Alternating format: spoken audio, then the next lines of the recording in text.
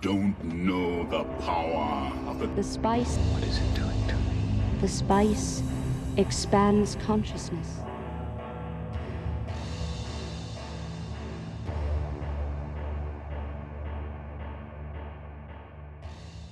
What's up, everybody? This is the Hedge Mage, and welcome back to another video and another episode of Spice of the Week, where we take a look at some of the most unique and interesting decks currently being played in paper for the Pauper format. Like I always do, I have selected 3 decks for you that we're going to take a look at tonight. As always, guys, if you enjoy the content that I create, if you could leave a like on this video and subscribe to the channel, I would greatly appreciate the support. And with that said, let's get into it. All right, and the first deck that we're taking a look at is UB Lock deck by Ray Penber. So it's I'm guessing some kind of Dimir control pile. So let's see what they brought. They only got 5 creatures. They got 3 copies of Crypt Rats, which is a pretty much amazing creature, as it is just basically a sweeper that you can play. It's usually late game. Is you're gonna want to play this, I think, a lot of times and then be able to sweep the board with it. But yeah, pretty awesome card. And we got 2 copies of Troll of Khazad-dûm, which this is also a very useful card. All right. And then in their sorceries, they just have 4. We got 3 copies of Loring Revealed, which is honestly, I was really skeptical of this card when it first came out, but as I've been playing with it, this is like I should have bought more copies when they were, less than $1, and now I think the card's gone up to almost $3 sometimes, depending on where you're buying it. It's a very good card. It allows you to draw cards and get the lands you need. And then I also got 1 copy of Ponder, also a classic here. Okay, and then in their instance, we got 2 copies of Consider. This is a card I don't see a lot of in the format, and I'm honestly kind of surprised 'cause I do think this card is really good.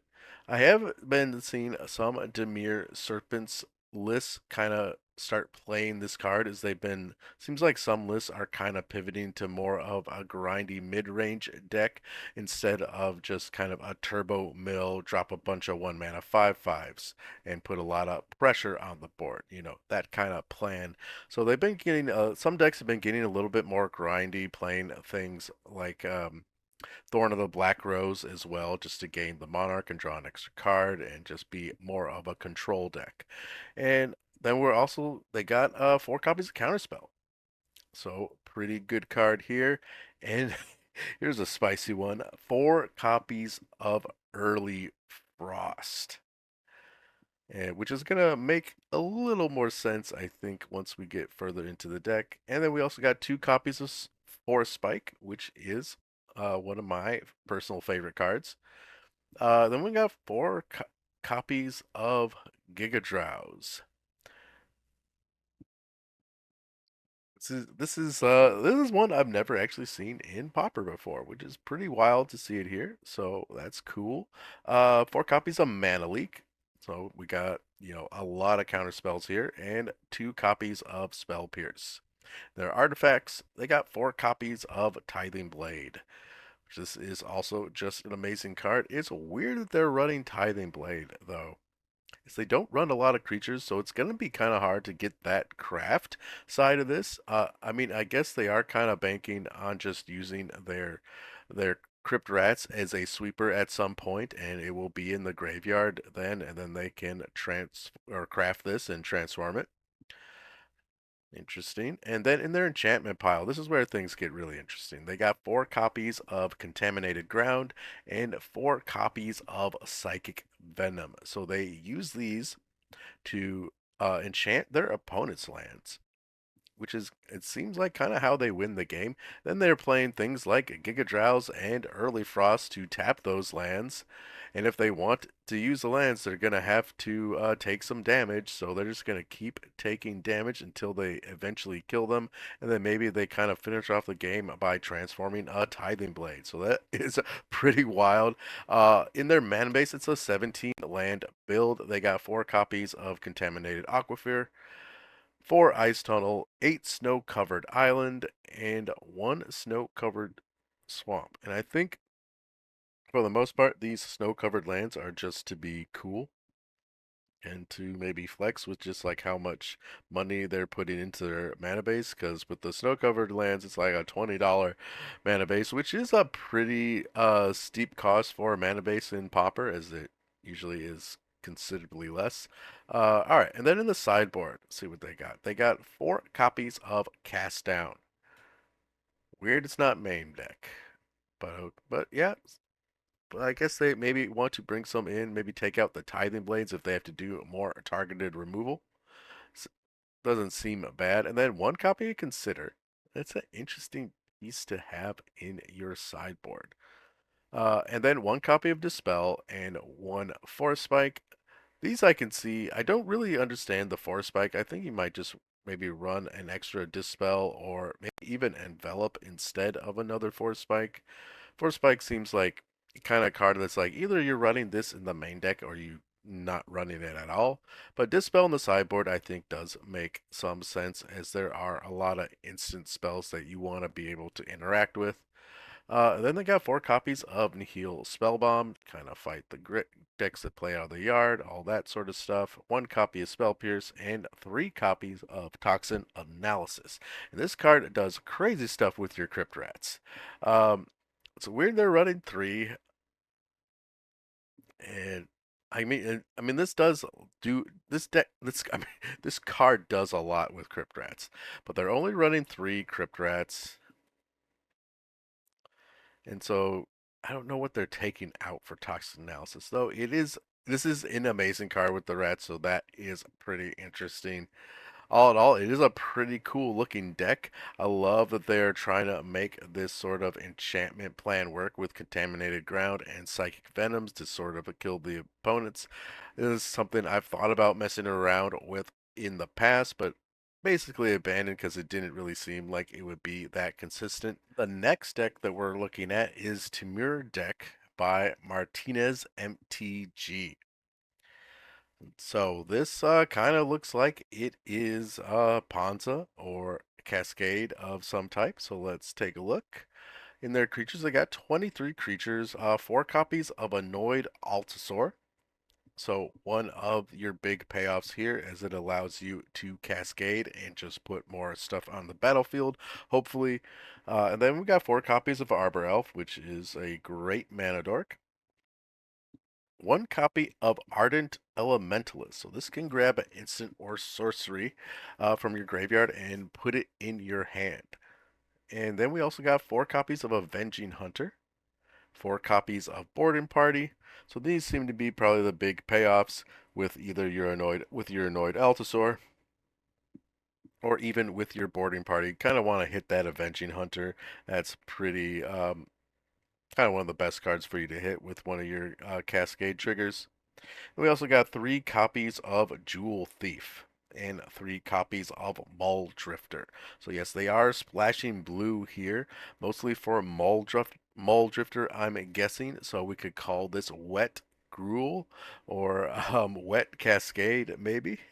All right, and then in their sorcery pile, so we are looking at Ponza, guys.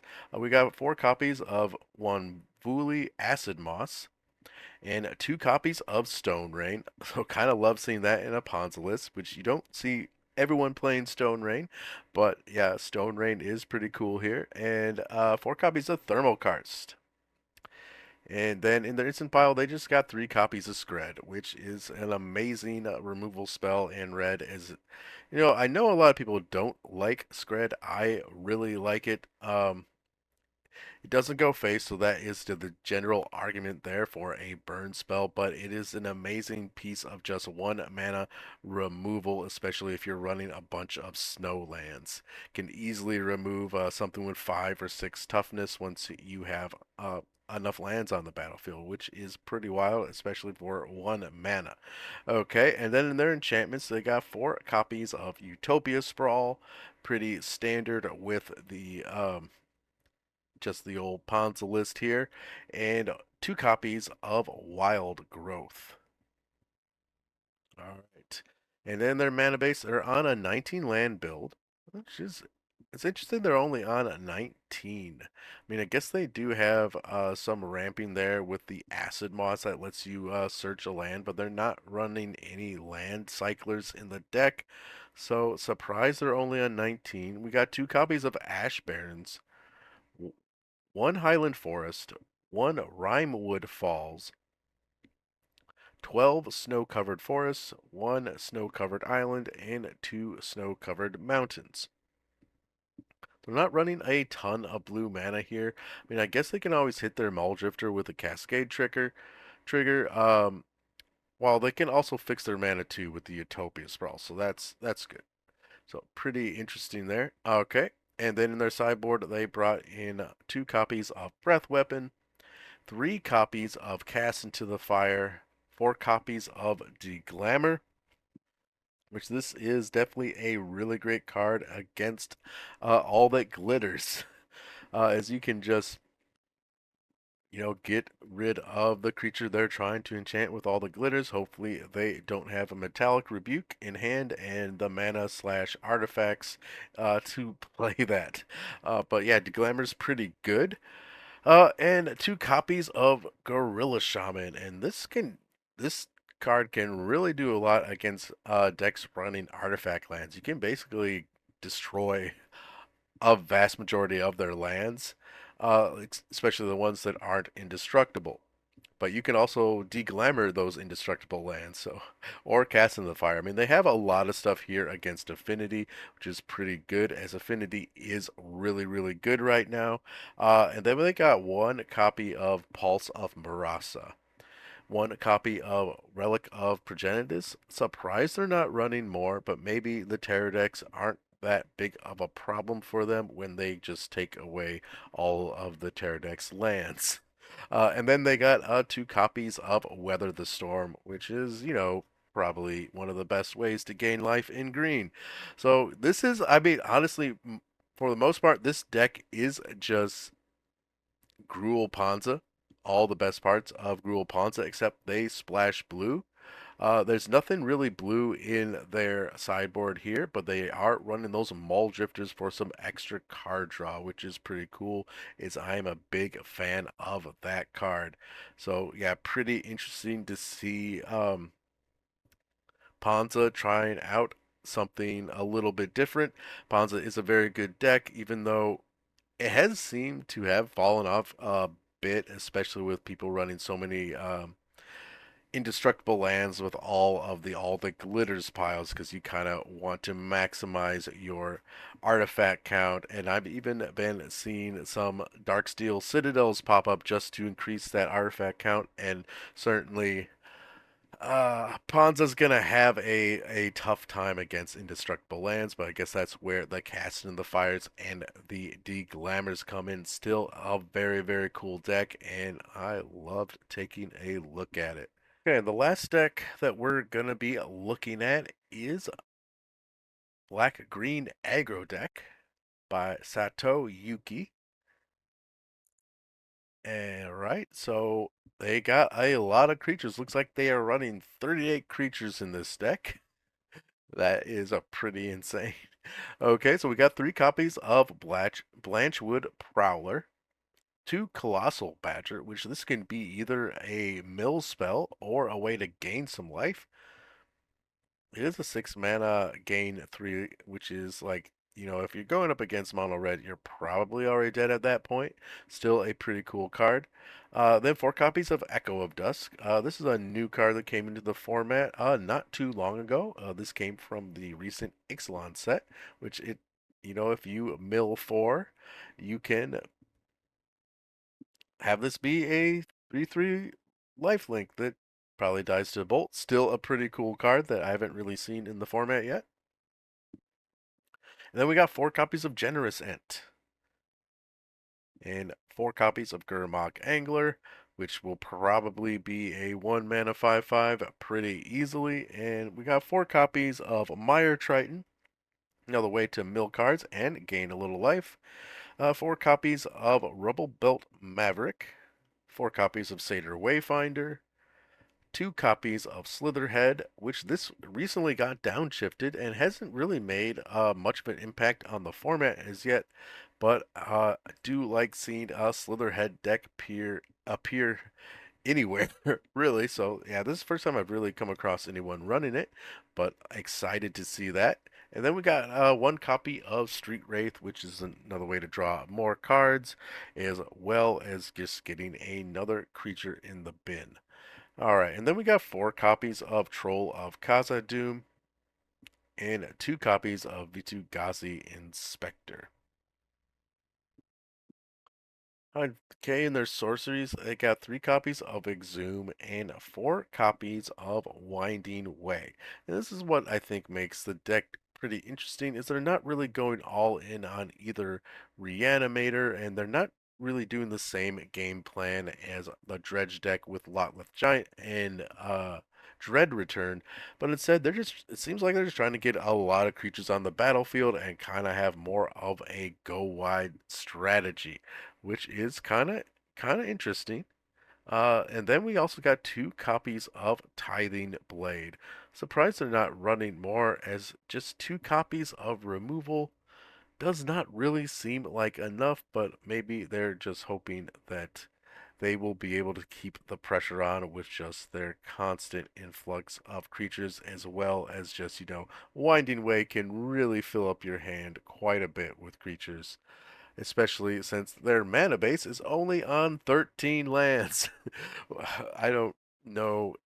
I have seen some decks that run a land count like this, but this deck doesn't really have any ramp or fast mana, so it seems a little odd to only be running 13. But hey, they do have 4 Generous Ents and 4 Troll of Khazad-dûm, so as long as they get a untapped land on turn 1, they can easily find more lands. Winding Way could also potentially find them lands, but I think they would generally want to be using this to find more creatures, as there is so much good, efficient removal in the format, and most of it is going to hit, I think, just about all their creatures. So we've got in their mana base 2 copies of Bajuka Bog, 5 Forest, 2 Haunted Mire, and 4 Swamp. And that's it for their mana base. Okay, in their sideboard, we got 4 copies of Annoyed Altasaur, 3 Masked Vandal, which they'll actually be able to use this, I think, most of the time, as it's going to be very easy for this deck to make sure that there is a creature in their graveyard, which means they can easily use this any pretty much, I'm guessing any time, because I mean any time after turn 2 they're probably going to have a creature card in their graveyard, which is just what a lot of the 2 drops do in this deck. So by turn 3 they'll easily be able to play Mass Vandal and use its ETB effect, which I've been kind of hit or miss on this card at times. I think I have cut it from some of my other lists just because it didn't always seem very consistent, as usually when I'm trying to get rid of artifacts or enchantments, I want to be able to do that for sure when I have that card in hand and not really have any sort of stipulation on when I'll be able to do it. So yeah, but Mass Vandal definitely seems like a very strong card for a deck like this. Then they also got 4 copies of Sky Shroud Claim. That is, I feel like this is a card you'd want in your main deck and not in the sideboard. I feel like this is kind of a waste of a sideboard spot, but still Still a pretty powerful card as you can just tutor up 2 forest cards. I kind of feel like, especially with how low they are on lands, only at 13 lands, something like Land Grant might be a little bit more powerful. You only get one land card, but it's a free spell. And at the 4 mana, I don't know if you're actually spending 4 mana on really much with this deck. With is the no, was just basically no ramp and no fast mana whatsoever.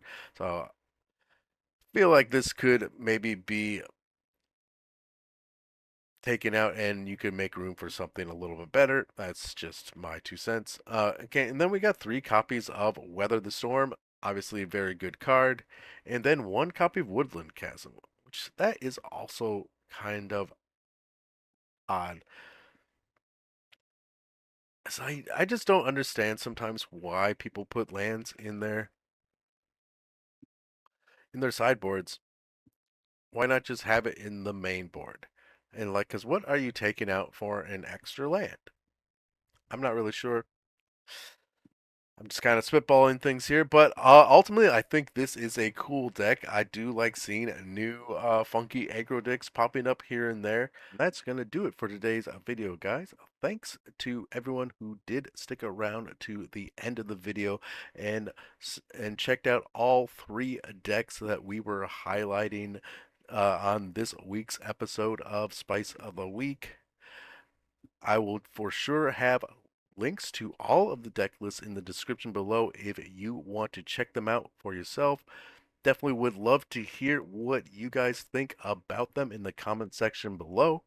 As always, I hope you all are having a wonderful day, and I will see you all next time.